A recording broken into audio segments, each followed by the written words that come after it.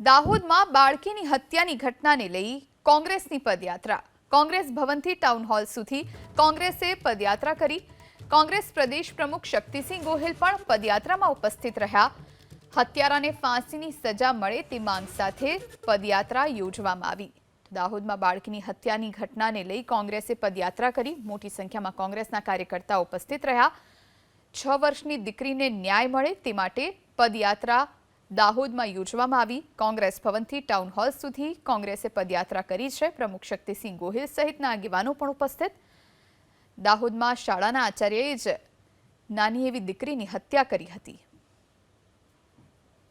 દાહોદની 6 વર્ષની દીકરીને ન્યાય મળે તેના માટે કોંગ્રેસ દ્વારા અત્યારે પદયાત્રા નીકળી છે। કોંગ્રેસથી જે ટાઉન હોલ છે ત્યાં સુધીની આ યાત્રામાં કોંગ્રેસના નેતાઓ જોડાયેલા છે, પ્રદેશ પ્રમુખ જોડાયા છે। ત્યારે આપણી સાથે વાત કરશે શક્તિસિંહ, આપણી સાથે છે, તેમની સાથે વાત કરીશું।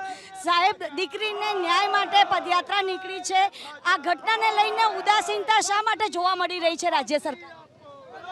एक अतिशय दर्दनाक और दुखद घटना, कोई पण सभ्य समाजना माणसનું शरमथी माथुं झूकी जाए एवी घटना।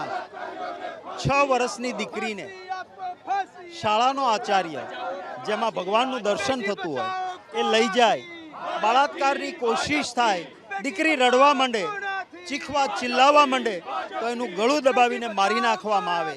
અને આ કૃત્ય કરનારો એ ભાજપની વિચારધારાનો आरएसएस નો પ્રચારક છે। માટે ના વડાપ્રધાનશ્રીનું ટ્વીટ આવે, ના મુખ્યમંત્રીશ્રીનું ટ્વીટ આવે, બધા જ ચૂપ રહે।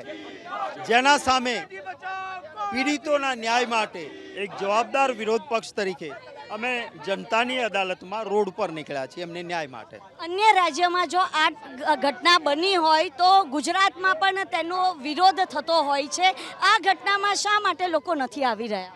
હું ચોક્કસ કહીશ કે આવી ઘટના ક્યાંય પણ બને એ બધા માટે શરમજનક છે। કોણ કયું રાજ્ય છે ન જોવું જોઈએ।